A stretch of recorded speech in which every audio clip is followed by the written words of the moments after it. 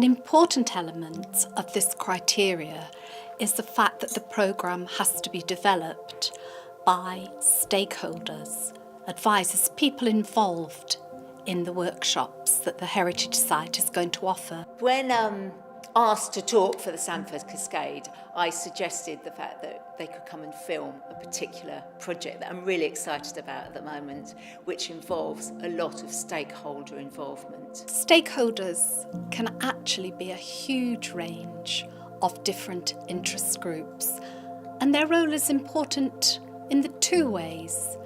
Obviously, the setting up and the planning of the programmes.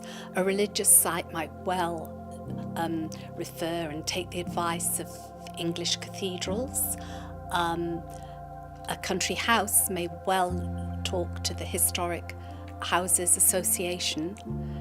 But then there are other examples. For instance, at Grimsby, when they were setting up the programmes there, a very obvious group to be involved with a retired trawlerman who contributed a great deal to one of the programmes. So it's the setting up of these programmes, but also the evaluation and the role there of the stakeholders, I would argue, is equally important because they can monitor and influence the way the programmes are developed.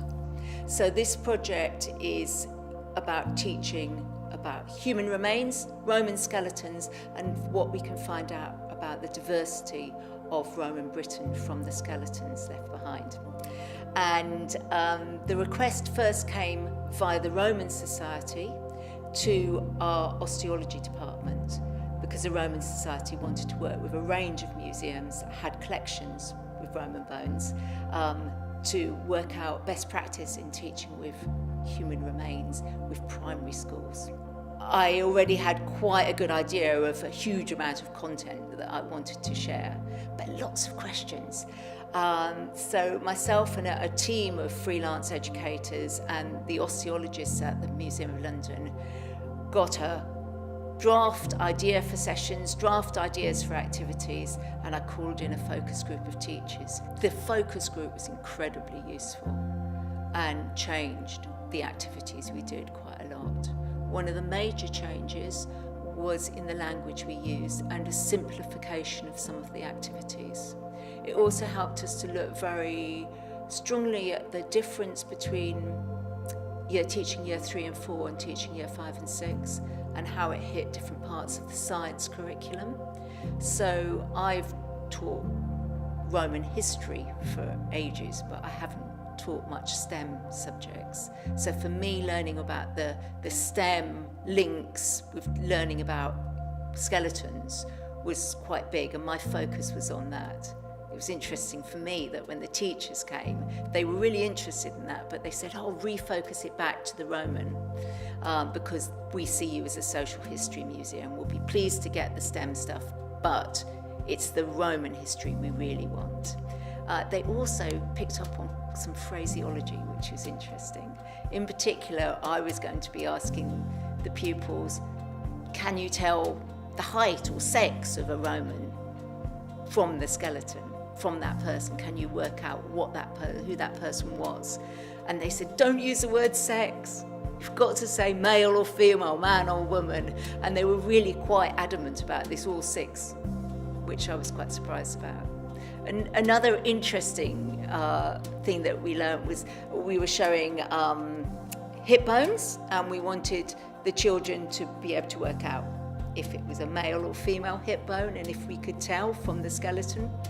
And I found out that a lot of children at year 3 and 4 would not occur to them to think that childbirth was the reason that, and teachers were also quite anxious about how much we talked about childbirth, because it's not until year 6 that they do the sexual education, and there were certain concerns about what parents might say if they learn too much.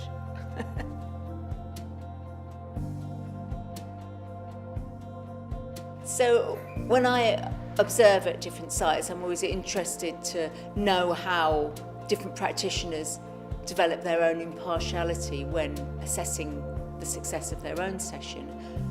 which can of course include observing somebody else teaching your session, or observing at a different site somebody teaching similar subject matter, which obviously helps reflective practice. It's really important that it continues to change and adapt and look anew at what people are getting from your provision. With this particular project that I'm working on, the fact that we've got partnership discussions happening over a couple of years will really help encourage my reflective practice, so I won't think that the session is now complete. You may have developed one of the best programmes ever, with all the links to the national curriculum and consulted all the correct stakeholders. But please be a reflective practitioner. Please look at the programmes and evaluate. As a Sandford judge, I expect to see a selection of evaluation forms. But the most important thing is hearing about how that feedback is used and how, if there are either negative or positive comments, that might change provision. I also like to hear if teachers have followed up on that evaluation and if it can extend to a deeper level of communication with teachers about the provision. Do learning staff ever phone a site after an evaluation form to check on a comment that's been made? Do they go out to sites to visit and see what follow-up work has been done afterwards, which obviously gives a deeper level than just the sort of quantitative evaluation from evaluation forms. The feedback that I find most useful is from observation, a sort of more organic type of just watching and listening and discussing with pupils and teachers what their experience is on the day. A great deal can be learnt from those plenary sessions, and not just from the staff and their comment, but also from the children.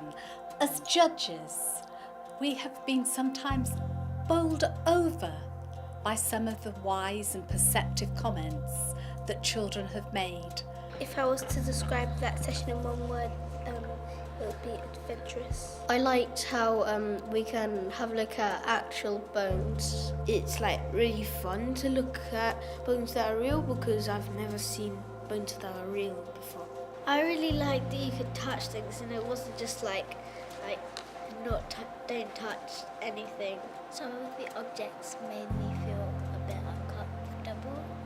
I learned how to tell a female and a male by just the skull. DNA, from one little thing you can know if it's a female, what age it is, if it's a male, what colour eyes they had, what colour skin they had.